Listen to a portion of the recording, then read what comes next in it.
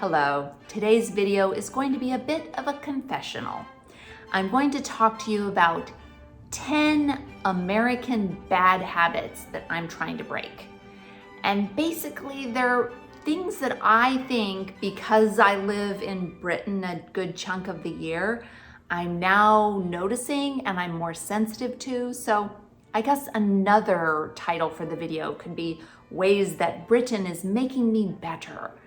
But some of these habits I'm already kicking, others I'm still working on it. I'm a work in progress. So let's review the 10 things that I am trying to improve upon, American bad habits I'm trying to break. But first, if you're new to my channel, hi, I'm Dara, and I live in the UK part of the year and the US part of the year. And because of that, I'm a crazy person that doesn't really fit into either place. But I love talking about Britain, so I hope you subscribe and join the conversation. Leave a comment below. Let's get to talking about my American bad habits. Several of these relate to food, because if you've met me, I'm more than a little food obsessed. I think about food and cooking and eating a good chunk of the day. So a lot of these things do relate to food. Make sure you stay tuned till the end of the video because I talk about my 2 biggest bad habits at the end. I'll start right off with kind of a weird one. Non-stick cooking spray, like Pam is the biggest brand here in the US. I don't think that all the states sell this necessarily anymore. Once upon a time, I think we believed that it was ruining the ozone layer using aerosol sprays like this. I thought that they made it better so that wasn't the case, but yeah, I mean, it probably is still bad, but it's so convenient to have this like 0-calorie way to make things non-stick instead of buttering or oiling pans. It's really convenient.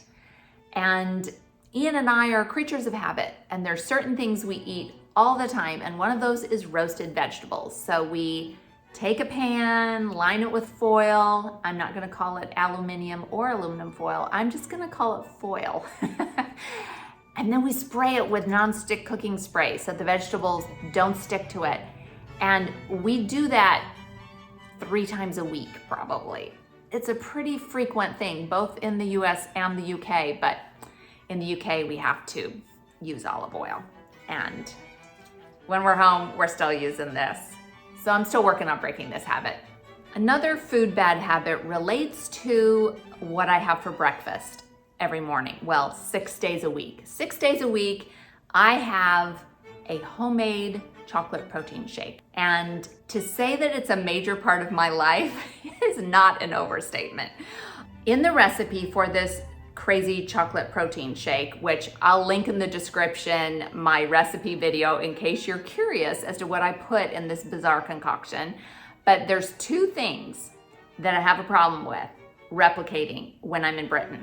One of the things is this, sugar-free vanilla syrup. Yes, it's sugar-free. It has fake sugar in it. Yes, that's bad for you. But yes, I cannot break this habit. I don't drink diet soda. I don't really use artificial sweeteners at other times in the day. But man, this magic potion makes my chocolate protein shake, which is so healthy, taste like a chocolate milkshake. It's so delicious. And I can't find the same thing in the UK. When I'm back here in Texas, we go through this stuff like crazy because Ian is also addicted to these homemade chocolate protein shakes. So that's that bad habit I'm trying to break, but I'm not trying very hard. The other food-related thing that's involved in the protein shake is power greens in plastic bins. I will insert a photo of this. I put a huge amount of greens in my protein shake every morning. And what I really like is baby kale and baby spinach, which means it's not like mature kale, which is tough and fibrous and a little more bitter tasting. So these greens are super nutritious and they taste good, and especially thrown in the shake with the cocoa powder. and the sugar-free vanilla syrup, like you can't taste the greens at all, but they're just healthy and nutritious. And the problem is, in the UK, I can't find baby kale at all. I can buy mature kale, but it's never pre-washed. And here in the States, we can buy these plastic bins of pre-washed, mixed greens. They're fantastic. What I feel guilty about is they come in these plastic bins, which probably aren't really being recycled. Yes, I put them in the recycling bin, but I don't think those plastic boxes are really getting recycled because recycling here is kind of a joke. So I feel guilty about that. I feel guilty about those plastic boxes potentially going into landfills. When I'm in the UK, I have to buy baby spinach or mature kale, and it's always in bags, and I have to wash it most of the time, which is a huge pain. So I'm really liking my convenient buying the boxes, the plastic boxes of Power Greens when I'm here in the US, even though I really should be going to a farmer's market and getting vegetables that are not in plastic at all. One food-related thing that I am addicted to here in the US is peanut butter, like Jif or Skippy peanut butter. And it's not natural peanut butter. It's not like all natural, just ground up peanuts. No, it's got sugar and bad stuff in it, but it's so tasty and delicious. And I really love it. I really love eating it. And I only eat it when I'm in the US. When I'm in the UK, I don't eat peanut butter at all because there's all kinds of other delicious things to eat. And no, I'm not talking about Marmite. If you want to know my thoughts on Marmite, I'll put a video in the description you can check out later. But I do love this peanut butter. And interestingly, last summer when I was living in Britain, I saw Skippy peanut butter, the American version, in a British supermarket. I forget which one it was, probably Tesco, but I'll put a picture of it here. So I guess I could continue my habit, but I'm trying to work on my bad habit of I should be eating natural peanut butter. Okay, now we're done talking about food. I'm gonna talk about household conveniences. The biggest one, this is a very predictable one. If you know Americans, my biggest bad habit is drying clothes in the tumble dryer. Oh my word, it's just so convenient. I've got a big tumble dryer. I can stuff it full of a huge load of laundry, towels, and all the clothes. And in like 50 minutes, totally dry. And the towels are fluffy. And I'm sorry, y'all, but that's just kind of great. And in the UK, I do have a tumble dryer. It is a condenser dryer, which is something Americans don't even know what that is. And if you're American and you have no idea what I'm talking about, watch my flat tour video and it shows what a tumble dryer is and how it works. I'll link that in the description too. But yeah, I use the dryer in the UK, but it is so slow. I mean, I spend 3 hours drying a small load of clothes. And so what I'm trying to do is wean myself off of this bad habit.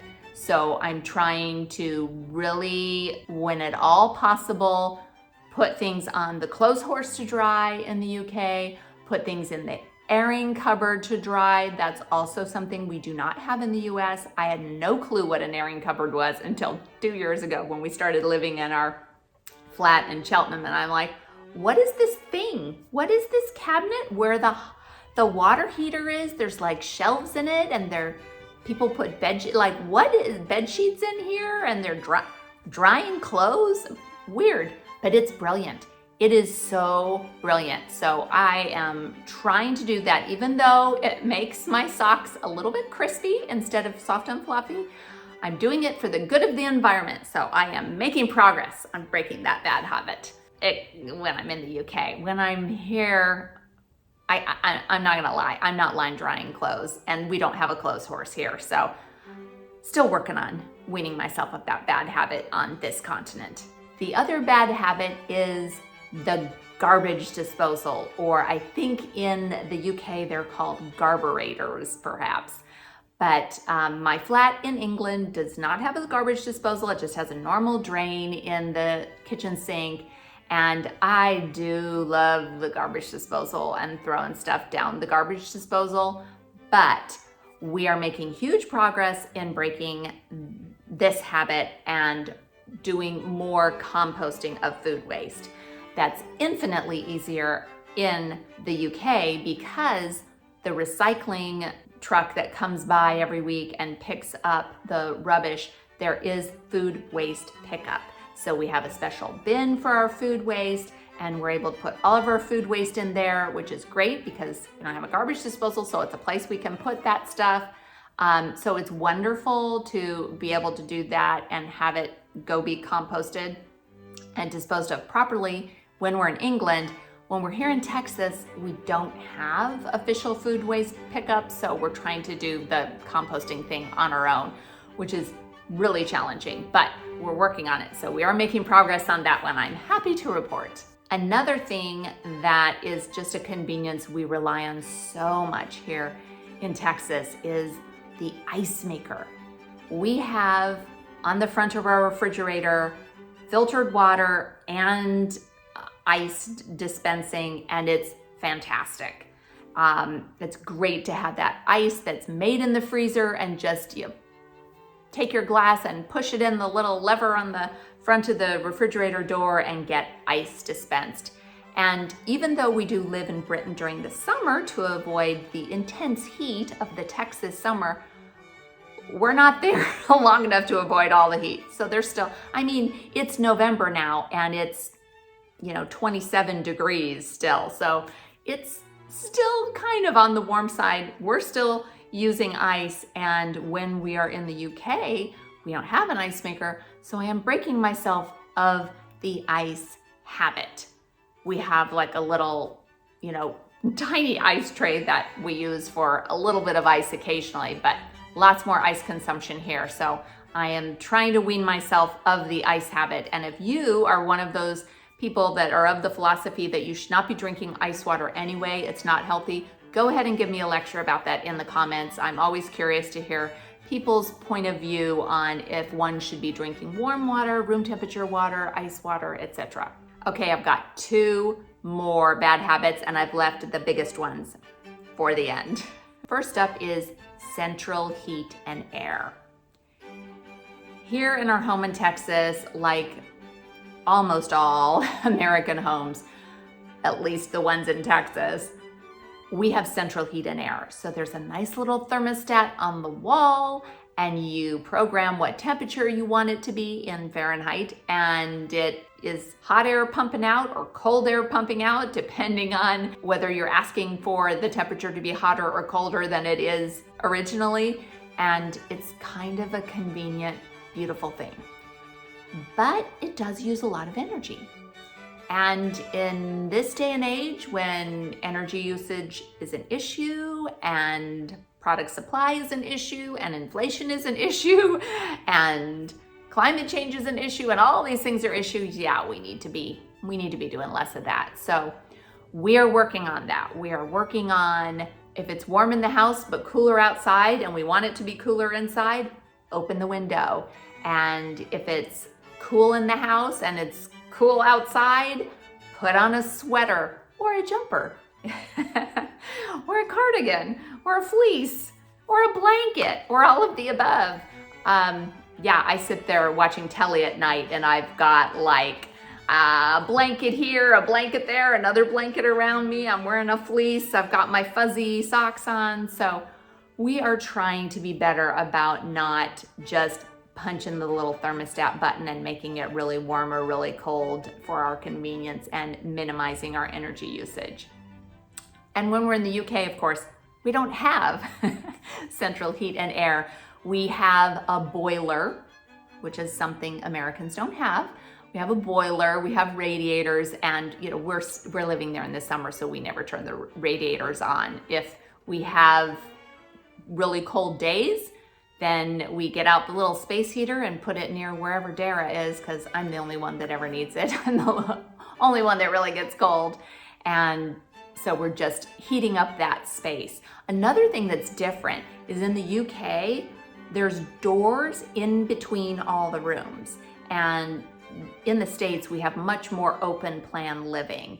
The house that we're in now has just open hallway going up, kind of in the stairway, it's just open to the upper story. So it's just kind of, you're air conditioning the house. It takes a lot of air conditioning to cool everything. And the house we used to live in before this was, the house was twice as big and just very, very open. So it's really easy to waste a lot of energy trying to cool these big houses. And it's so much more efficient to be shutting doors and just cooling or heating whatever room you are in. That is a lot easier to do in England, and I think it's good. The idea of a snug, another word that we don't have here in the States, the idea of a snug in Britain where you just shut the door and you have your little family room, TV room, living room, whatever you want to call it, with maybe a wood burner in it or a fireplace or a heater, and you're just warming that room. Makes a lot of sense rather than heating the whole house just so that you can be comfortable while you watch TV at night. And finally, we have my biggest bad habit, overcoming the car-centric culture of just driving all the time. I am proud to report I am making a lot of progress on this. My whole marriage, Ian and I have been married 30 years, we have always had 2 cars. Ian's had a car and I've had a car. And I really like the independence of being able to go where I want, when I want, and not have to coordinate schedules with Ian. But we have now made the decision to have 1 car here in Texas. And that's a huge lifestyle change, but it's a huge cost savings as well. And it's an energy savings. And so I'm really proud of myself for making that sacrifice. And then of course, when we are in Britain, we have a car that we use during the summer, but I don't drive at all. So where I've made the most progress on this bad habit is that when I'm in Britain, I walk a lot. I walk to our little supermarket 3 or 4 times a week to buy things that we need, groceries that we need during the week. And then I even walk to the town center of Cheltenham where I have just any store I could possibly need. So it's wonderful. And one of these days we're gonna get bicycles there, and then we'll be able to get places a lot faster and more efficiently. I love the fact that I'm just driving less in general. When I'm in Britain, I don't drive at all, but then I work on minimizing how much Ian has to drive us around also. So it's really changed my way of thinking, because in the US, we're so car-centric. We just assume everyone has a car and everyone drives everywhere. That is a habit that I'm probably most concerned with breaking and of making the most progress on so far. Let me know your thoughts on my bad habits. Which do you think are very important that I break? Go ahead and lecture me on the ones that I'm not willing to break yet and see if you can persuade me. And if you think any of these bad habits aren't bad habits and I don't need to break them, I'd love to hear about that too. Or what additional bad habits do you think I need to be working on? Let me know. As always, I enjoy reading and responding to your comments, so I hope to hear from you. Thanks so much for watching, and do something good in the world today.